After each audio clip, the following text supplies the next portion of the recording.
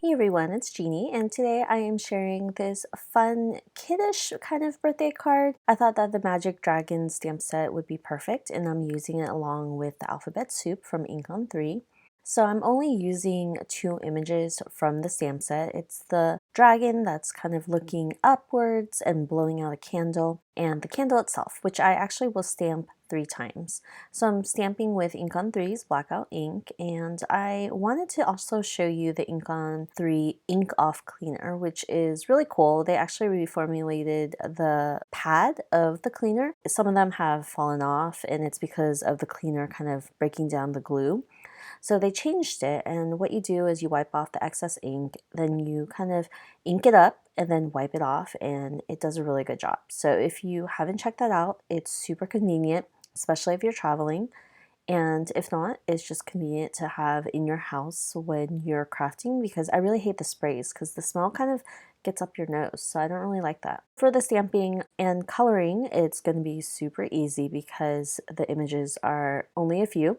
And I am coloring the candles all the same color, and I just have the dragon to color up. For the candles, I am using a couple oranges and yellows just to have that glowing effect. I keep the lighter yellows on the outside of the flame, and I think that that really works. For the belly of the dragon as well as the wings underside, I use a light brown, and for the dragon itself, I chose to do this bright blue. I kind of struggled with the colors I wanted to use for the dragon because I am going to create a background that is going to be pretty colorful. And whenever there's a colorful background, I really don't know what to do. And anytime I like using the Ink on 3 inks, I like to do rainbow colors. So I needed to pick a color that would stand out. And so I went with a bright blue because I know that the Peacock blue in the Ink on 3 Atelier sets are a little bit darker. And so that's what I'm doing. My coloring's pretty normal.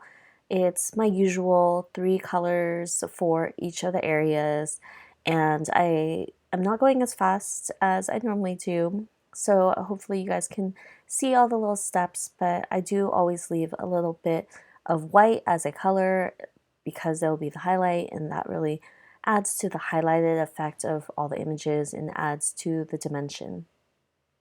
So lately, I haven't been doing that many videos, but it's because June was really stressful with a lot of deadlines and I worked ahead, and then I was going out a little bit more and kind of rebalancing my life.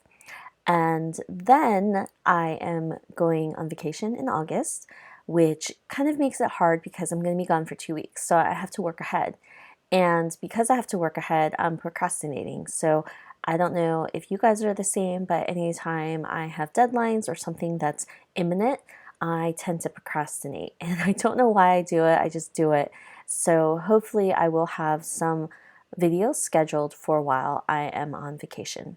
So let's go back to the background of the card. I'm using Alphabet Soup, which is one of the stencils. It has both letters and numbers on it, and I thought that this was perfect for a background for a birthday card because I wanted to use numbers and create a really fun, colorful one. It's actually pretty easy to do.